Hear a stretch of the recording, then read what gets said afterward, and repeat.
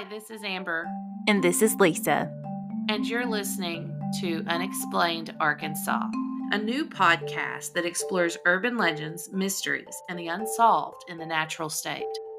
We're just two best friends discussing the unexplained in Arkansas.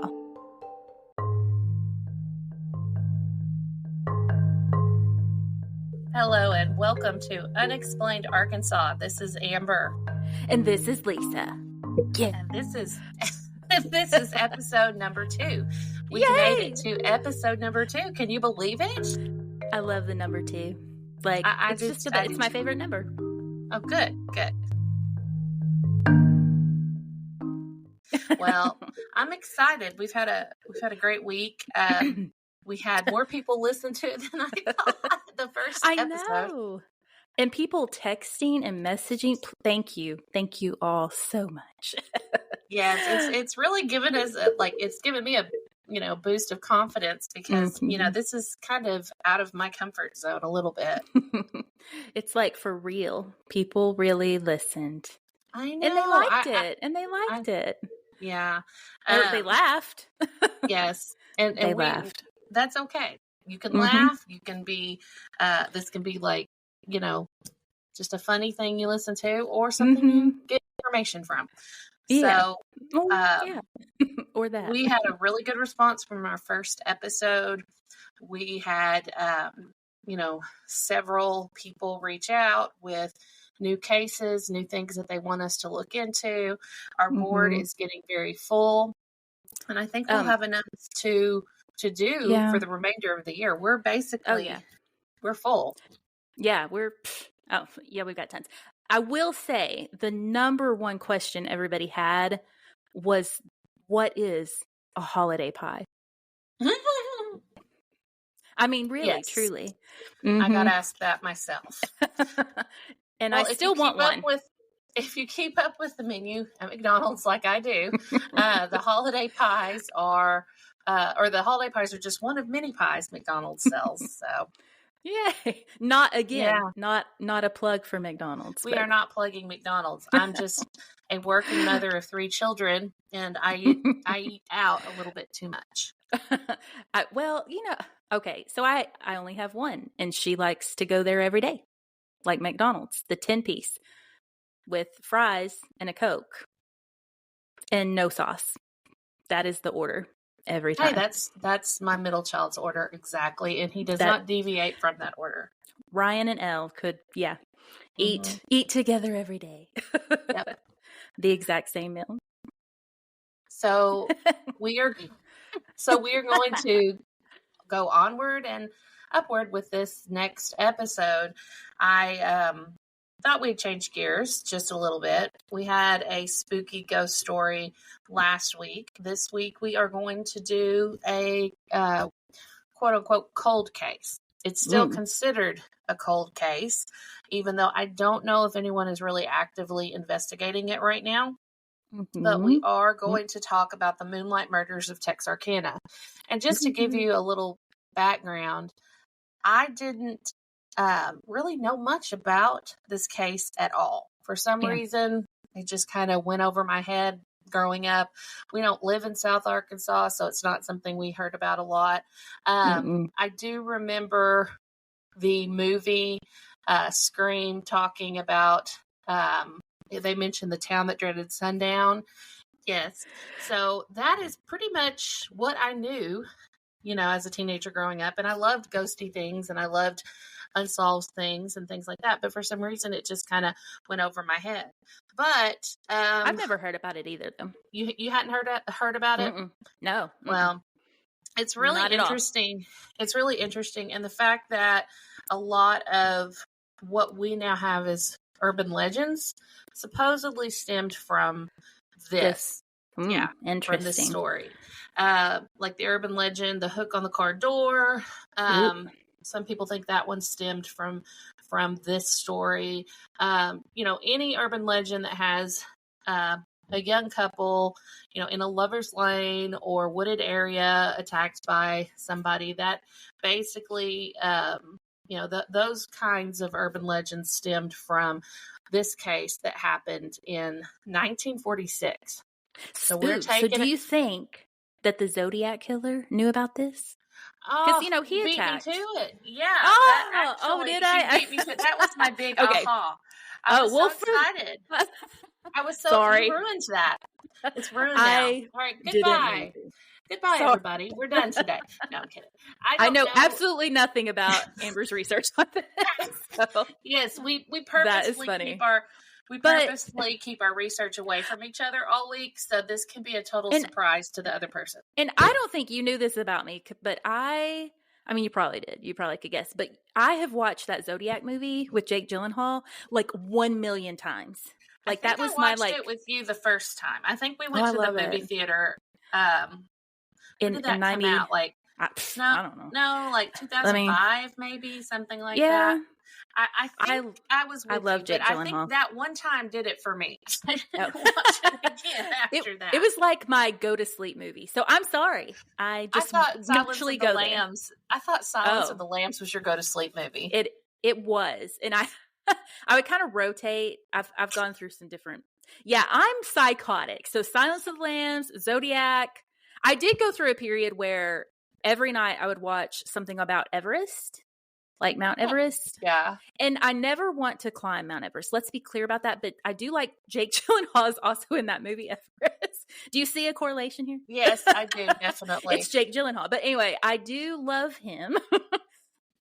I don't even need to go more into that. But when we went to New York, we found his apartment. Anyway. Oh, okay. Well, if Jake Gyllenhaal is listening, which I doubt. I doubt it. Never. We have a stalker. No, I'm kidding. You're not. I'm kidding. I'm just kidding. Little bit.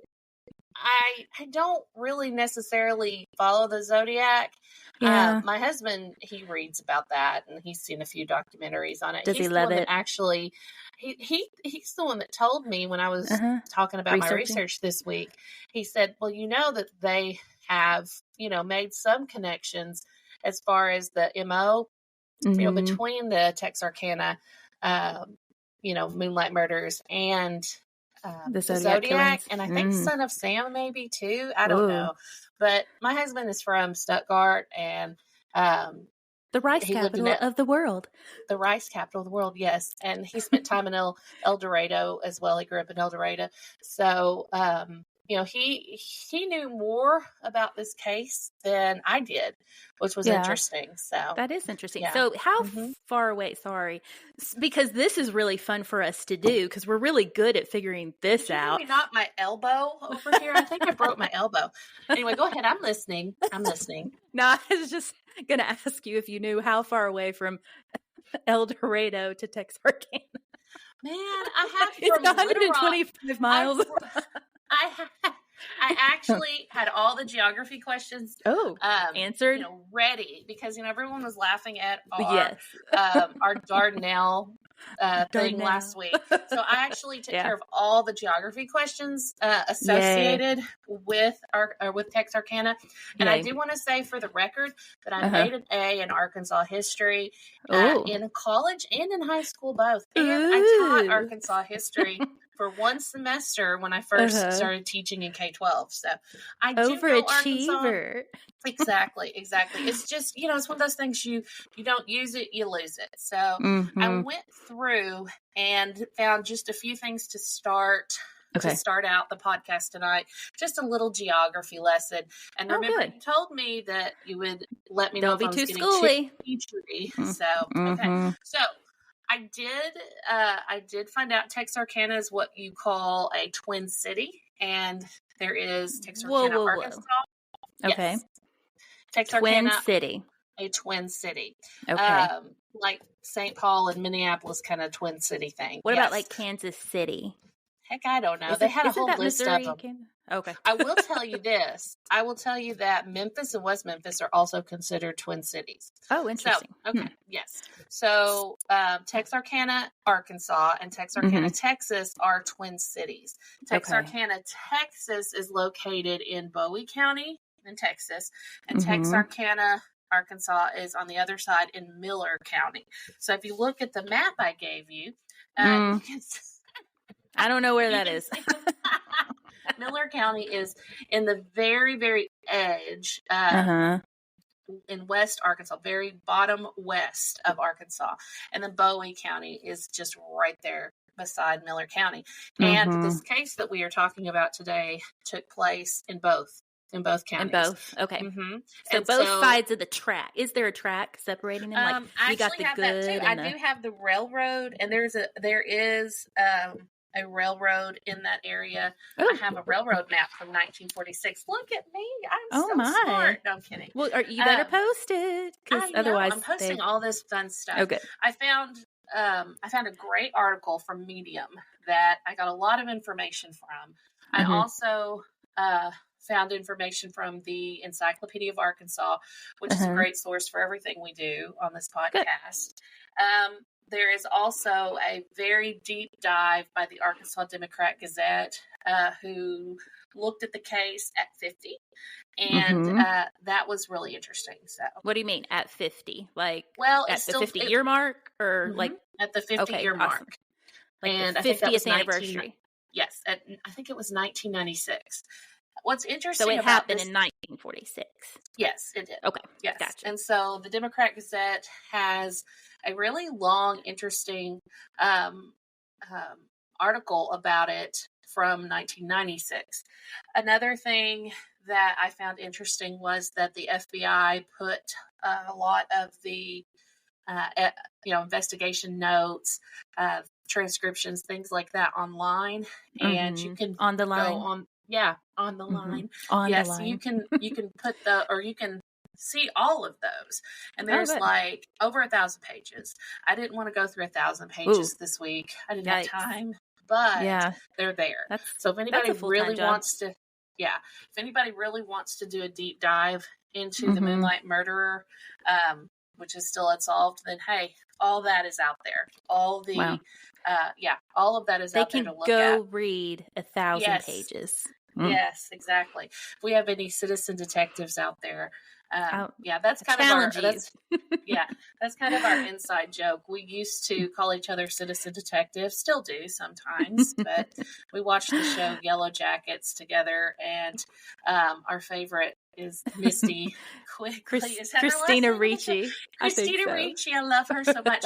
She just got nominated for a Golden Globe for that role in Yellow Jackets. Yeah, it's a great role. It's a great role. It is. So, Citizen Detective was our little nickname. So, in fact, that's what I have on my Life's 360 for you is the Citizen Detectives of Captain D's. Captain D's. That's a different story. We eat a lot of Captain D's. I'll give a plug. Jeff and Dorothy got us on that kick. My brother and sister-in-law. So we eat a lot of Captain D's, which is very surprising to most people. You went through a whole stint, and I don't even. And it was my fault. I got you on it. So. Well, I hadn't had Captain D's in years.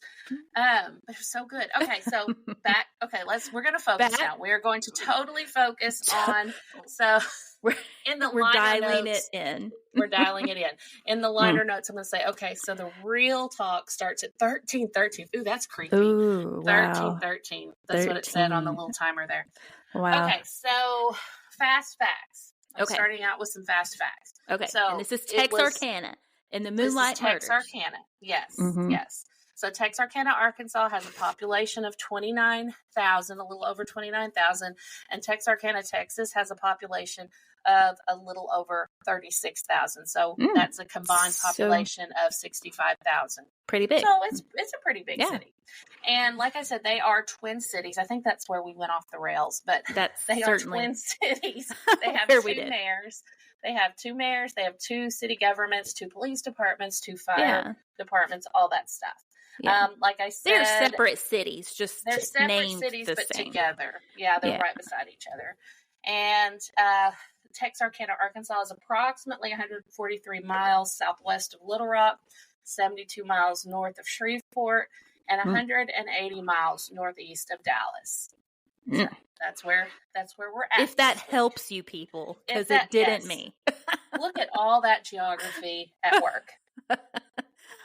What is that? Pitch Perfect? What does she say? I failed maps so I could be a Bella. I think that was Russian history or something. I don't know. It was maps. Maps? I will Oh my not forget gosh. that. It was maps. Okay. All right. So that's a little geography about the area. So Awesome. here are some facts about the Moonlight Murders, just really Okay. quick.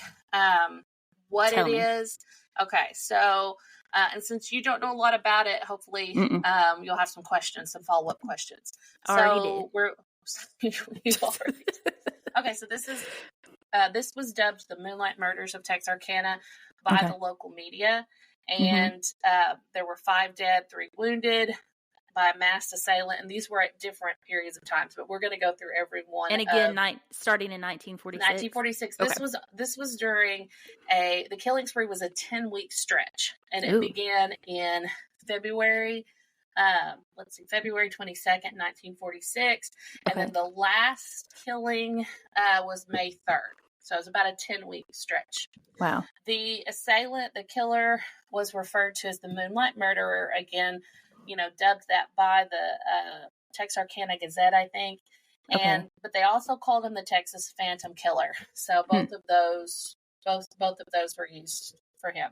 There were 8 victims in total. 5 unfortunately passed away. 3 were wounded by a masked assailant. His MO was to approach young people who were parking in abandoned roads or so-called lovers' lanes. And you said, you said masked. Like he was wearing a mask. He wore, 2 of the victims that lived described it as a feed sack with slits in the eyes. How creepy is that? That is creepy, and that's disturbing. That reminds me of, like, is it the Friday the 13th? Like the second one? The second or first? Yeah. Where Jason, doesn't he wear a mask? Like, okay. Yes, I'm coming full circle to that. Oh my gosh. I am just jumping. We do. We are going to hit the Friday the 13th, Halloween, all that stuff. I love Friday the 13th. Okay, sorry. Go on. Kevin Bacon was we're not going to what is that, 7 degrees of the Kevin Bacon or something? There's nobody that can beat me at that game. All right, so the assailant I'll beat you now. The assailant had of course did this over a 10-week stretch. The murders happened in Miller County, which is in Arkansas, and the Bowie County, which is Texas. I will add to Facebook some maps just to kind of show everyone, where exactly this happened. Okay. But the first attack happened on February 22nd, 1946. Now, let's kind of think about this for a minute. 1946 was what? Right after, World War II was ending. Or was it ending? There were this was like a perfect storm. Okay. There were a lot of people that were overseas still, there was just a lot of, there was just a lot going on at that time period. So anyway, this couple named Jimmy Hollis and Mary Jean, I'm going to call her, Lorraine, but I'm not sure how to pronounce her last name. Okay. But we'll call her Jimmy and Mary Jean. Okay. They were parked in a lover's lane, which if you don't know what a lover's lane is, which I don't think we called it that in the 90s, but a lover's lane Did we have one in Searcy? Did we have a lover's lane? So, I mean, if we did, I never went. No one ever took me there. But yeah, I don't think we have. I don't think we did. People, tell us if you went to a lover's lane in Searcy, please. Searcy or White County. Yeah. Okay. Yes. So the lover's lane that they were on was on within the Bowie County side of Texarkana. So we're on the Texas side right now. The couple had just seen a movie with some friends, and I don't know what movie, but Oh, I wish. Oh, I know. Man. That was like the first thing I wanted to know was what movie. And they, at this point, left the movie and they were parked on this old dirt road. Now, suddenly a man came out of nowhere. He had a feed sack covering his face. He was holding a pistol and a flashlight. Okay. Now, the feed sack, of course, had the 2 slits for eye holes. It, of course, scared them. He attacked both of them, and we're not going to go into the specifics of the attack. We're just not. You can look all that stuff up if you want to, but we're glazing a little bit. We're glazing a little bit over that stuff because we want to keep this. We want to keep this kind of in the bounds of a PG-13 type podcast. But let's see. Jimmy was physically assaulted, and Mary Jean was physically and sexually assaulted. But they both. And how old were they? Okay, so I think they were both. Oh, I had it somewhere. I think he was significantly older than her. Oh, ooh. Yeah, not too Sugar much daddy. older. No, like 20 in his 20s. I'm assuming they're teenagers, but I don't know. He was in his 20s and she was in her teens. I think. It wasn't too much of an age gap. Yeah, so. That's so sad. I thought I have the age for the others. So, okay, so they did survive. Jimmy was in the hospital for a long time. Mary Jean survived as well, but sources claim, and I saw this, I think Media Magazine's the one that put this, that she was so traumatized by the events that she ended up moving like to Oklahoma or something like that. Yeah. So okay, it was very traumatizing. Not a huge step from Texarkana, but she tried. She could not stand to be there anymore, so she moved according to the reports. Yeah. I thought you were going to say like she moved to Canada. No, she moved to Oklahoma. No. Okay. So that was the first event. So this was February 22nd. And they lived and they could describe the killer. And they described the killer. Okay. But it was dark and, there were also, you'll have to kind of read it in the, on the site and stuff. Cause there was on the sites that I put on there, cause there was a little bit of not conflicting, but I don't know if the police, believed everything they said at first. That's what it sounded like to me. It sounded terrible. Weird. Yeah, I don't know all the details on that, but like, why would you make that up? Yeah, exactly. Yeah. So, and that's crazy. I think, that came from one of the sites I was reading. Darn teenagers making stuff up. Sorry. Yeah. So the second attack. Okay, so the second attack happened on March 24th, 1946. So like a month later. Okay. And at about 9 a.m. On a Sunday. So let's see here. I guess maybe it happened on the 23rd. I don't know, 24th, 23rd. At 9 a.m., a passing motorist noticed a parked car on the side of the road off State Highway 67. And so this was just on one of those lovers lanes, an old dirt road. The motorist saw two people he thought were asleep in a vehicle. He went to check on them and discovered that they were not asleep. They were deceased and they had both been shot in the back of the head. Oh my goodness. These victims were Richard Griffin, 29, and Polly Ann Moore, 17. Oh. Yeah. Oh. That one's not, that's an age gap. Especially when you're talking 17. Yeah, it was 1946. Yeah. Ooh. Yeah. I'm sorry. No one 29 is dating my L when she's 17. By the way. Hold on. I lost my little paper here. Oh, there we go. Okay. So, they, of course, did not live through their attack. Yeah. But there was a little bit of evidence, not much to go on. There was a pool of blood by the car. It was evident that they had been moved, probably, back into the car. So, shot and then moved and then into repositioned. The car? Yes. Ew. Yes. Weird. That's weird.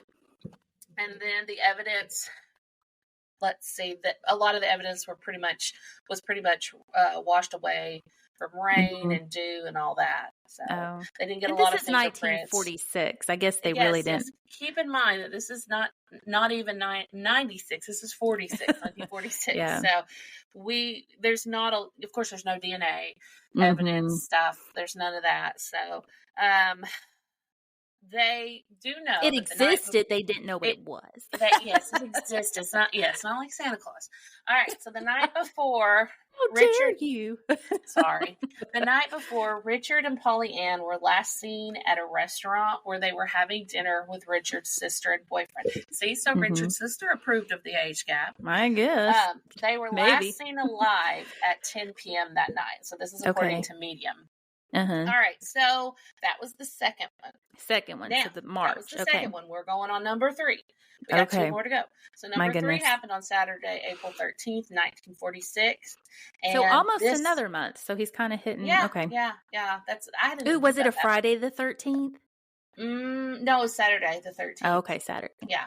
So the accounts concluded that a young person named Paul was visiting. His name was Paul Martin, and he was actually visiting from Kilgore, Texas. He had moved away from Texarkana when he was like 11, but he was visiting his friends in Texarkana. And what's so sad is I read somewhere that his mom didn't want him to go, but he went. Yeah, it's really that's sad. Awful. So like she had a feeling. Oh, no, I don't know about that, but she just didn't horrible. Want him to go. Yeah. But he was visiting the local VFW that night. Where a band was playing, and the band was Jerry Atkins and his Rhythmaires. The Rhythmaires had a young saxophone player named Betty Jo Booker, who was 15. Yes, and she was a junior at Texas High School. And they were not. Did you say she was Kenny G? What? No, no, she was Betty Booker, Betty Jo Booker. Betty Jo Booker. Yes. So they were not known to be a couple. The two were just spotted together that night, and witnesses saw them together leaving the VFW at about 2 a.m. So they were seen 2 a.m. So they were seen together. So the next morning, Betty Jo did not return home. So a search party was formed, and they found her the next day. Of course, they found Paul first, and they were in separate locations. So this is where it gets a little bit different, because Paul's body was found on North Park Road, and he was shot in the back of the neck, the face, the left shoulder, and the right hand. His car was found a mile away from the body in Spring Lake Park, which is, I think Spring Lake Park that may have been another one of those kind of lovers lane type areas, I think. But it's also near some railroad tracks in that area. So Betty Jo's body was discovered by noon that day, and she was discovered off Morris Lane. Now, this was over 2 miles away from where Paul's body was discovered. Okay. Now, Betty Jo was found with her coat on and one hand in her pocket. She was shot in the chest and in the head. Now, her saxophone was also recovered from the area. It was hidden under some people of Texarkana started to panic. Yeah. And they were rightfully very disturbed and fearful about what was going on, because 3 couples were attacked.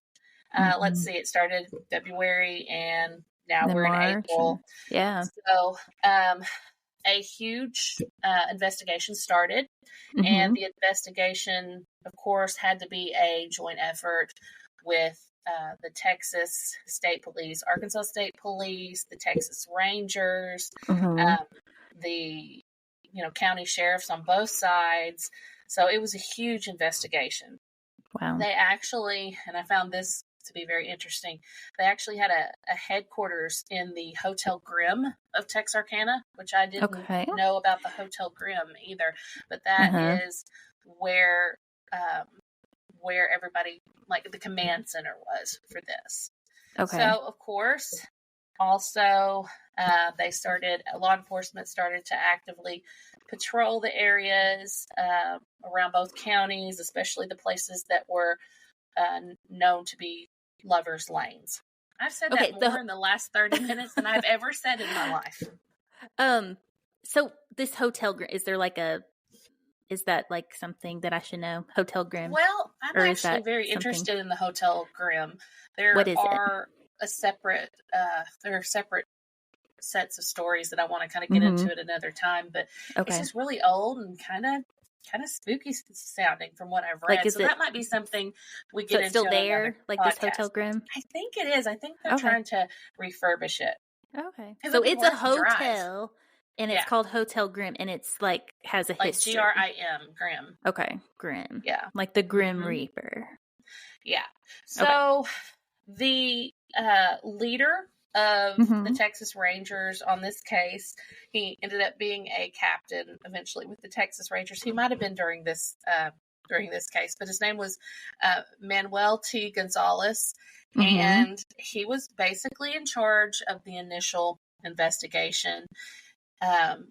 He was very honest with people in Texarkana and suggested that they arm themselves. Okay. And they did. Well, hey, it's Texas, and you need to have a gun. And Arkansas, according to like both of my main sources for this, there was not a whole lot of guns or door locks or any of that left on the shelves. Yeah. So everybody was flipping out because it was an honest to goodness panic. Yeah. Yeah. Wow. Yeah. So in the midst of the panic that was now erupting in Texarkana on both sides, let's see, where were we at here? April 13th, a few weeks later, on May 3rd, there was another murder.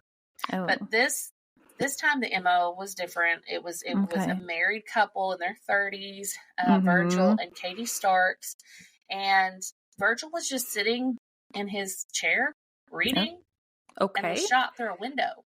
Oh my goodness! Right there in his living room. They weren't in a lover's lane. They were they were in their house, loving each other at home. Oh. Yes, and then Katie heard all the noise, came in there. And she was shot too. Oh but my she goodness! Somehow got out and got to a neighbor and called the police. So she didn't die. She did manage to. She did manage to live as well. He did die. Yes, Virgil died. He's the fifth. He's the fifth victim.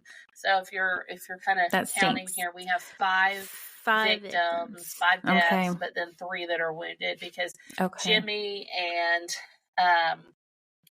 let's see, I have to go back and look. Well, the first again. 2, and then her. I guess. Jimmy and Mary Jean, and then Katie. They all survived their attack. Oh my goodness! But she didn't. Katie, the Stark person, she did not get a good look at her attacker, so she couldn't describe, because she was in the house. I mean, he was shooting. She was in the house minding her own business. Yes, this was a shot from the outside through the window. Wow. Yeah, that is creepy. Even because then the people were like, we've locked our doors, and now they're we're not at lovers' lanes. That's scary. That's scary. It is very scary. I mean, and that just caused a bigger panic in the towns. So, of course, it was connected at the time to the previous murders. There were some similarities. There were different guns used, they determined, but there were similar tire tracks, things like that. I think that 22 was used for this one. So, yeah. Okay, so this case is now number 1. This is what is on everybody's mind. The killer apparently used a .32 as the murder weapon, and the press basically went to town on this entire situation. They dubbed it the Moonlight Murders, which is funny because there was not a full moon during any of these murders. No, Weird. It was like no, seriously, there wasn't really a full moon. So, but they named it the Moonlight Murders. So they should have said the Unmoonlight Murders. So there were, like I said, several law enforcement agencies all involved in this case, and they still couldn't solve it. Did they call in the FBI or just the FBI? Oh, you mentioned it. Okay. Yes, the Texas State Police, Texas Rangers, Arkansas State Police. Right. And I'm sure their county sheriffs people and too. all that. Yes. Now, like I said before, 1,100 records can be found on vault.fbi.gov. If you're really interested in this case, there is still a lot that I haven't even gone through about this case. So Medium Magazine identified the case as one of the first crime cases to be sensationalized by the media, which is pretty commonplace today because, the media does sensationalize a lot. But this was pretty much the first case of, young people, being, killed by an unknown assailant in a wooded area, so that was not lost on the press. They, used that as part of the narrative. Interesting. So let's see. And as you already guessed, there were similarities between this case and the Zodiac killer, because the Zodiac's usual pattern was targeting teenage couples. And, and the Zodiac was remind me, that was in the 60s, correct? That was in the 60s. In California. Yes. Okay. Yes. So a long ways away from Texarkana. Yeah. But, the Zodiac they feel killer, like this Zodiac knew about this, I guess, since it was... they just have the same, there's similarities. I mean, who really knows? But, what I didn't remember from the Zodiac was that he would shoot them or whatever, and he would stab them, but also shoot them. Yes. The Moonlight Murderer, or the Phantom Killer of Texarkana, would shoot his victims. And wear a mask. Yeah. And wear a mask, yes. So the editor of the Texarkana Gazette said that the media did have a part in creating the hysteria among the residents. And I thought that was very interesting that the Gazette editor did admit that some of the mass hysteria that was happening in Texarkana at the time was because of what the newspapers and all that were reporting. I mean, this made national news. Oh, wow. Well, I mean, were they reporting? But they were reporting the facts. It wasn't like they were making things up. It was just was like a... Yes. Probably the first serial killer situation, perhaps. And I mean, I'm sure that didn't happen much in Arkansas, much less. I mean, I don't know. Well, it wasn't something that happened often. I mean, think about it. It was the 40s, right? Yeah. I mean, that wasn't something that happened very often. I mean, we didn't, they didn't have the Facebook and the Ted Bundy and the Zodiac. Right. Not yet. They did have a few false leads that was talked about in both of my sources. One was a U of A student. Oh, I went to U of A. One was a U of A student who was from Texarkana, and he allegedly took his own life and left behind a note that was deemed a confession and a poem, but then they decided no, it wasn't him. Okay. And tell them about University of Arkansas, because they may not know. Oh, they may not know what U of A is. Oh, University of Arkansas in Fayetteville. Yes. Yes. My alma mater. My name's on the sidewalk. That's like our Razorbacks. Yes. Like our Hogs. Yes. Yay. But they decided that was not what happened. They, the investigators. Okay, so also this was what I thought was crazy, but people in Texarkana started kind of turning against each other. Okay. And yes. And it was one of the local IRS guys was accused of it. Okay. I mean, yes. I mean, it was, there were lots of tips reported to the newspapers, to the law enforcement offices. You know how people get, right? So they were pointing fingers at everybody. They were scared, and everybody wanted to find out who did this. Yes. Whoever was weird was going to be the murder. Right. And the weirdo. And so they really, I guess just panicked. But then they did have a suspect that was never, ever charged. I do want to say that. And his name was Yule Sweeney. And he had a long rap sheet that included assault, auto theft, counterfeiting, burglary, all the things. And one of the law enforcement officials, Max Tackett, noticed that before each murder, there were reports of a car being stolen and then abandoned. So after an auto theft in July 1946, Sweeney was allegedly implicated in the murders by his girlfriend, who later turned out to be his wife. They later got married after she implicated him. So, Whoa, yes. whoa. Yeah, that's a whole thing. That's a whole can of worms. I mean, because I'm going to implicate you in a murder, but then I'm going to marry you. Do you know what this reminds me of? What? Do you remember in You've Got Mail where she's like, where she thinks that her boyfriend, which is Greg Kinnear, like Meg Ryan's role, thinks that her boyfriend is like the rooftop killer. Oh, yeah. Or at first she thought he was she's like, well, at first I thought he was the Unabomber. Oh, like, if I thought my boyfriend was a murderer, and then I go and marry him. Yes. Wow. So I didn't put her name in here because, I just kind of wanted her to have her privacy. Privacy. Do you think she's living? Do you think she's alive? I don't know. Heck, I don't know. But because she was a girlfriend and a wife, her testimony was couldn't be used, they could not force her testimony. And also they deemed her to be unreliable. So charges were never brought against him. No way. Yeah. But I will tell you this, he did get a life sentence for all those auto thefts. But he appealed and he was out again in 1973. So he could get married. Wait. Okay. So wait a minute. So when did he get, so these things happened in 46 and like when did he go to jail? Do you know? No, that's a good question. I did not find out when. But he was out by 73? He was out by 73. So he was in jail for like 30 years? For a while. He was in jail for a while. Yes. Wow. But for the car thief, for the car. Do you really go to jail for that long? I don't know. I've never stolen a car, so I have no idea. Well, me neither. And I do not plan on it if anyone's listening. Oh, Lord. Okay. But man, especially if I thought I was going to get a life sentence. Oh my God. I know. I mean, was someone in the car? Did he steal something? They were apparently part of his bullcrap. So they put him in. This is what you do in 1946. Yeah. What you do in 1946. Okay. So, but they never charged him with the Moonlight murders. Okay. Okay. So, weird.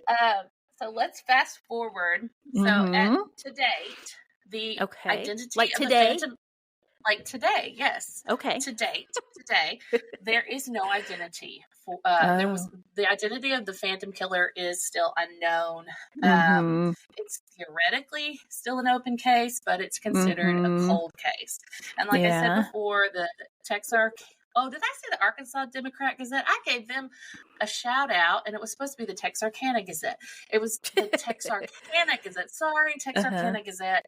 They did a 1996 24-page special section called The Phantom at 50, and I would love to get a hold of that.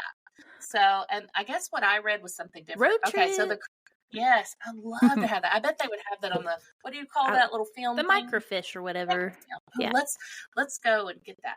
All right. Okay. So the crime was revisited also extensively in 1996 and then again in 2003 by the Dallas Morning News. Okay. So,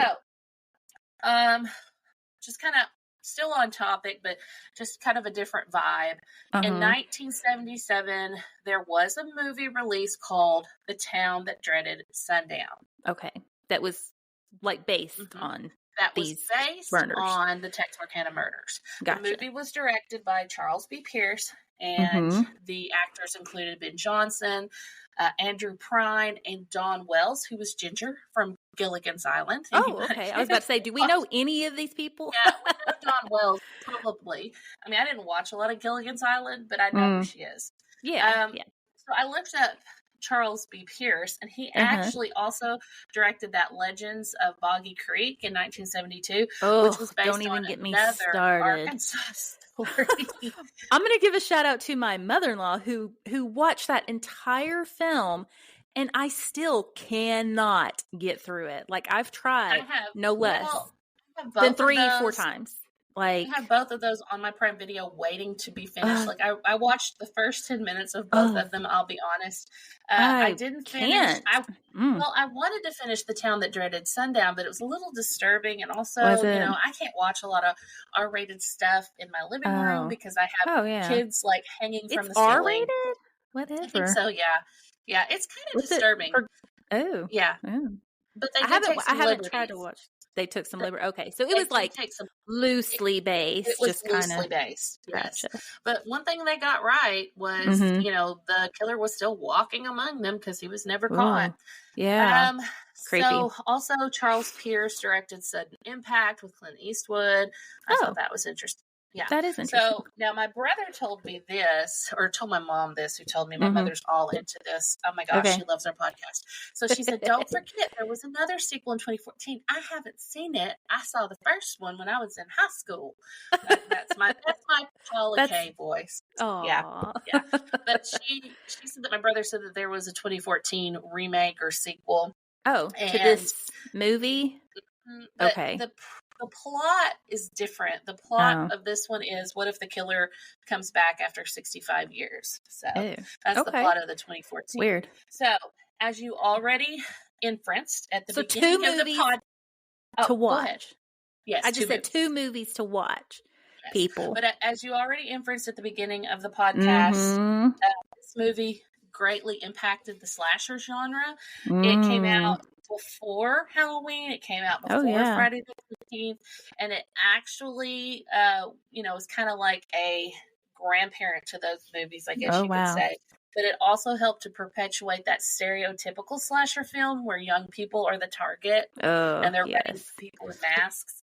So, I mean, I think there needs to be a slasher film where everyone in the film that's killed is in their 40s. But wait, that's boring. And no one will watch it because they're just at home sitting on their couch. Film fan. I love Scream. Whatever. No, so you just made me go watch Thanksgiving. It was disgusting. Don't even go there, Amber. Thanksgiving was a little bit bloodier. You're like, than Mick Dreamy's in it. Let's go watch it. Okay, so Patrick Dempsey is in Thanksgiving. It was... But if we had thought about who directed that movie, we would not have done this. Oh my goodness! Blumhouse, is that what it's called? Blumhouse? No, it was that Eli, the Saw guy. Oh, it was Eli Roth. Okay, yeah. Yes, correct. Yes. We should have known it was going to be disgusting, and it was. So just FYI, people. FYI. It had a really good story. Amazing. It was just really bloody. Okay, it was really bloody. That's my tale for this week. And don't even. Hey, we do need to talk about something. Sure. Okay. Well, okay, so here's the deal. This should be fun. Okay, so people don't know us. So, the people that are listening. No, whatever. They may not know who we are or understand some of our quirkiness, but my brother Jeff, he's never listened to a podcast in his life, so I was so proud that he listened to our whole podcast, and I was shocked. But anyway, he was like, you guys should do like a little, bio. So do your little bio. We have approximately 13 minutes, so we could do that in a few minutes. We can do it. Okay, my name is Amber. I am in my 40s. I have 3 kids. I'm a full-time professor. I'm working on my doctorate degree. I am married to my husband, Scott. We've been married for ever. Let's see. Let me think. 17 Are you 06? Are you 06? We got married the year after we had Daryl. Yeah. So 06, yeah. Yes. I thought so. We've been together for a long time. We live in Central Arkansas. I enjoy all things that are unsolved. I really love scary movies. I really love ghost stories. All the things. Lisa and I cemeteries. Cemeteries, all the things.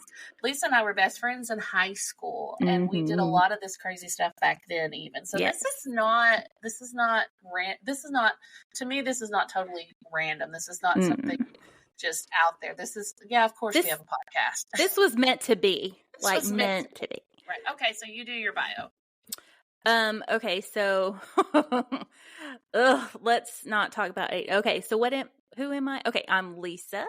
I am a little bit older than Amber, so I'm her elder by like 6 months older than 7 me. months. I'm 7 months older than you, and I will lord it over you. I am married to my precious little Daryl, and we've been married. We've been together. Really little. I'm sorry, Daryl. He's what? He's tall. He's taller than you are. He is, and he's precious. But he's just precious. A good guy. He's a nice guy. He's yeah. He's wonderful. He can kill a spider. Oh, and drive me around. Oh, anyway, he does so much for me and Elle. But anyway, and I live in Central Arkansas, and I was in banking, and actually a mortgage lender, but I was in banking for 22 years. And I've been with Daryl longer than banking, 23 years, I believe, almost 24. But anyway, so I retired at a very young age. I'm like 10. I'm younger. And no, I I'm am just never kidding. going to get to retire. Yeah. Amber will work until she dies. No, well, that's but, what professors do. We have that's one of those careers you can do for a long time. Yeah, you just work. But yeah, I retired back in May of this year. So now I do some substitute teaching. I stay at home. I do have one beautiful daughter, Elle. She is 15 and she's my pride and joy. And so she is very active. So I do take care of Elle. I substitute teach. And now we podcast. Yes. And so your house, you say it's like a frat house. Okay? My house is like the frat house, yes, because I have 3 sons, like my 3 sons to show, but not as fun. Not as fun. I have a 16-year-old, a 12-year-old, and a 19-month-old, something like that. So we have lots of boys in this house. And so it is like a frat house. And you have a dog and a cat. And a dog. Yes, I have a dog named Annie, and she's getting older. She's a basset hound. And then I have my cat, Mabel, who's not in here tonight. She was in here the last podcast staring at me. And I'm allergic to her. Yes, Lisa's allergic to Mabel, and Mabel loves that. So she lords that over you. Yeah, she loves judges to sit me and stare at you when you come over. She does. And just like, I don't even have to touch her. Like after an hour and a half, I'm done. I'm like, I gotta go. That's my threshold. But I do have Paris. I serve Lisa Benadryl when she comes to It's like, Benadryl, give me my Benadryl. I'm a cat person. I love cats. And I'm a dog person. Yeah. Team Paris, people, not Team Mabel. Did you even mention Paris? Paris is our Bichon, and Elle named her Paris because she's French. and she is. Oh, Paris is going to be that little beret French outfit. There is no, but I need to post it on the line. It is literally like a whole French outfit in front of everything. The line, the Facebook, the Walmart, everything has a the in front of it. It is the. Yes. But yeah, and Paris is going to be. Oh, she's going to be 5 in February. Aw. She shares a birthday with my friend Fran, which I always tell Fran. I'm like, you and Paris are birthday buddies. Oh my goodness. I don't even know what my dog's birthday is. Whatever. Okay. We need to tell them what we're doing next. Okay. What are we doing next? Okay, so next week is going to be boys, or the next time, because this is actually not posted yet. So yeah, but it'll probably be posted by tomorrow. So, okay.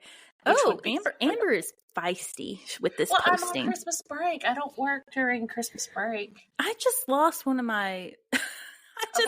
You told them half of the title of the next episode. Sorry, I lost my. She made me wear headphones this time, and I lost one of them. Okay, it helps with the feedback. Okay, go ahead. It does. So next time is going to be the boys on the track, and it's horrifically sad, and it's a lot, but yeah, just like, and this one's, we joke and laugh. Not that we think murder is funny by any means. It is most definitely not. But if you don't laugh, you'll cry, right? So, anywho, but we will be talking about the boys on the tracks, and I'm almost finished with that book, and Amber gave it to me. Yes, she is reading the book by Mara Leverett. Mm-hmm. Is the title "Boys on the Tracks"? Yes, it's literally right here. Let me grab it. The Boys on the Tracks, Death, Denial, and a Mother's Crusade to Bring Her Son's Killers to Justice. Okay. Well, I actually got to meet Mara last year. She came to the college where I work, and she was on a book tour. So I got to meet her and talk to her. And, of course, I was like, fangirling because here's this true crime author. Oh, I just love her so much. But we will be using her book kind of as a basis, or you will. You're doing the research for next week. So Yes, and there's just so much, and I know there's been a lot of podcasts covering it, but it's just very interesting, and her book dives into just not only what happened to her son and his friend, but also the corruption in the 90s or 80s, in Arkansas, 80s and 90s, and the drug problem, the corruption. It's just so sad. It's just terrible. So anyway, but that is what we will be talking about. And then we're going to go back to Ghost. Then we're going back to Ghost after that. Or yes, no. Amber I'm will gonna be do a Ghost. I'm going to do a Ghost story. Are you doing a Ghost? Okay. I'm going to do a Ghost I love story. it. I love Ghosts and Goblins. Okay. Well, guys, we are so happy that you're listening to us. We hope that you are invested. Shout out to all my friends that have said such nice things. Yes. So hopefully this will keep going for a while. So yes, we're going to do it forever. Yes, and please. And so Amber is amazing, and she's going to be working. We're both going to. Well, I'm not really a lot of help, but we're going to be getting us on other platforms. So yeah, we will be on other platforms besides Spotify, but I love Spotify, so that's where we started. So we'll be on other platforms at some point in time. So yes, all and right. people. Go ahead. You're trying to cut this thing short. Okay, so one more thing. So please go in and, of course, listen and share and rate us, please. And also, message us. We are on Facebook and Instagram. We have the email. What is the email? It is unexplainedarkansas@gmail.com. Okay, so email us, message us, anything that you want to do. If you just want to tell us that you enjoyed it, or maybe give us an idea, or tell us something that we said that was crazy or wrong. Whatever it is. Whatever. We will take the good and the bad and the ugly. Yes, we will. Maybe. And no, thank you. Maybe. And then we will come and find you. No, I'll just sit in the corner and cry because that's what I do. No, I'm kidding. And I will buy you I'm going to buy Amber a holiday pie. Yes. That sounds great. Okay. Well, we thank you guys very much for being with us, and we will see you next week on Unexplained Arkansas. Bye.